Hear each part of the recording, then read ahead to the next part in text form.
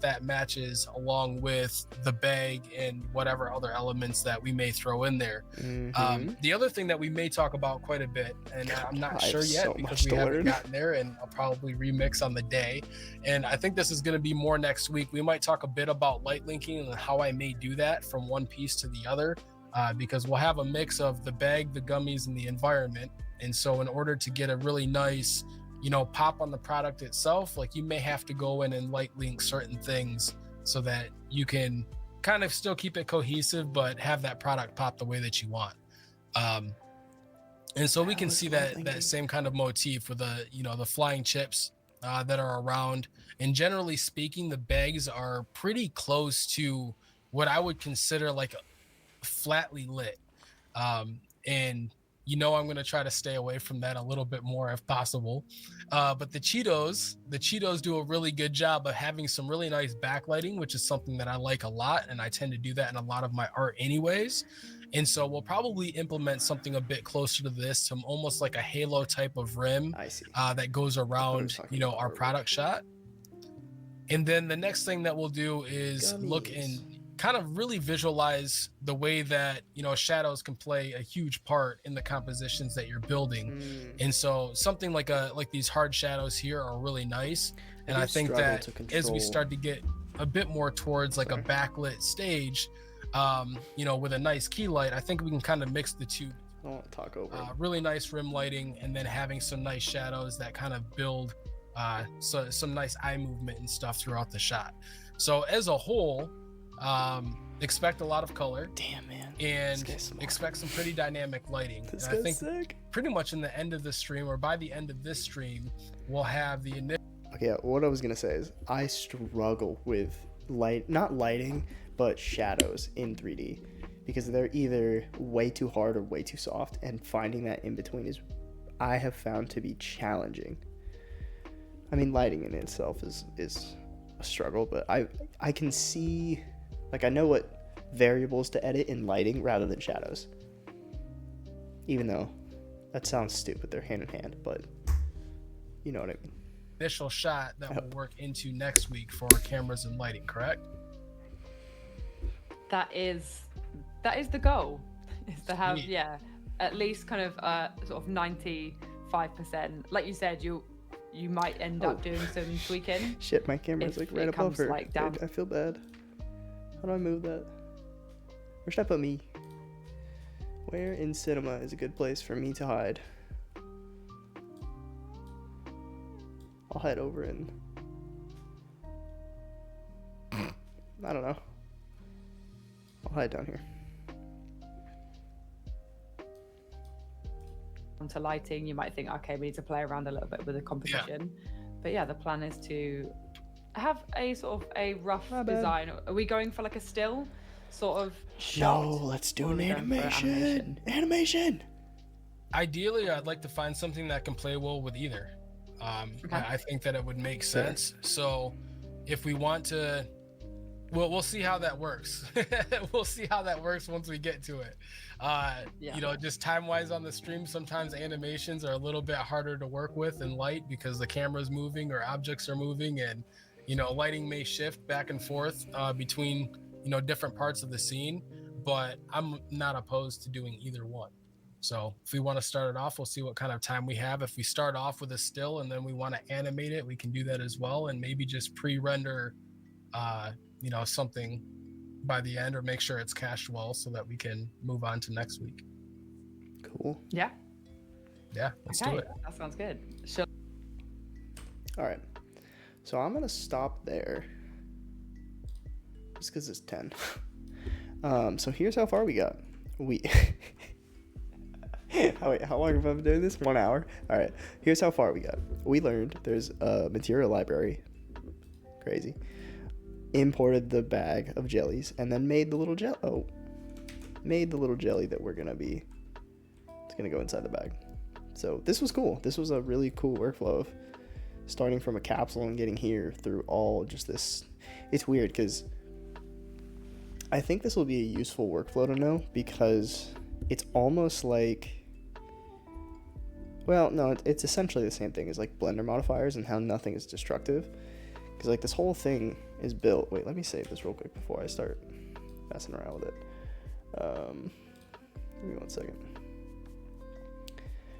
But what I was saying is this, I think this will be a cool workflow, because I tend to, when I'm, especially, I don't have much experience modeling in Blender. All of my modeling is usually in CAD. So non-parametric modeling, I think? Polygonal modeling. My brain tends to get confused, or I overcomplicate how I plan to build something. And so, like, when I first saw this and we're modeling this, my first thought went to, okay, get a half cylinder, subdivide it, take a few of the vertices, like separately placed where all these ridges are, and then just scale them down, which might work. And it'd be fun. You know what would be fun is if we, like, as we watch this, or like after, or maybe not this tutorial, because I think this is going to be a really cool tutorial to follow, but like in the future, finding a tutorial and then watching it and trying to like guess what they're going to teach you. I think that'd be funny, because like if I saw this, I would have gone about this differently, and it would have looked horrendous compared to what it looks like now. That's why this is fun, because you just get to learn, like, at least the way I see it is, I love knowing how to build something, and 3D was this like rabbit hole of just, you'll never know how to model everything, or you'll never be able to stop learning. There it is. That's what I was looking for. But I think it'd be a funny concept, especially watching like actual tutorials, of like pausing and being like, okay, here's how I think I'm going to build this, and then compare and contrast to how it's actually built versus what I pulled off. I think that'd be kind of cool. Product viz course. All right, cool. Oh yeah, but so what I was saying, how it's similar to Blender, because this isn't destructive. I can take this capsule, like this is what we started with, right? Oh, good Lord. So, okay. So this little guy is what we started with, and now it looks like this. But the cool thing is, you can take this initial capsule, pull it out, and it's right there. Well, it's somewhere. Hold on. There it is. It's tapered. Take the taper off. Capsule's still there. Like, it's a cool way to build things. Because the reason I think I like it is because it feels similar to CAD, where you can always go back. Whereas like mesh modeling gets different, because you edit the topology and then it's edited. So this is exciting. I think it'll be a really fun course. I think it was a cool learning experience to do this first one, because it's kind of weird going back and forth between their live stream and then me following along. It's not exactly what I thought this course was going to be, but I think that what this course is teaching is exactly what I need for like work and to get better, in just like my personal skill building, but then also just really cool things to learn, that it's it feels like a more advanced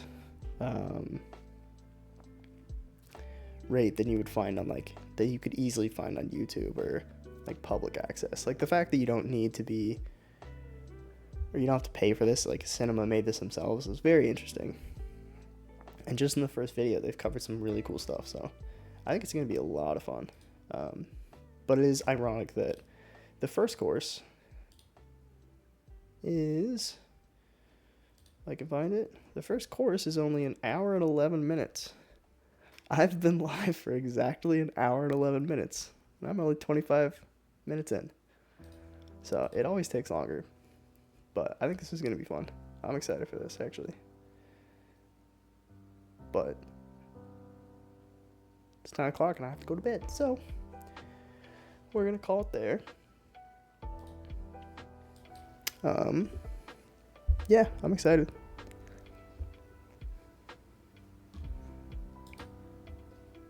That's pretty much it.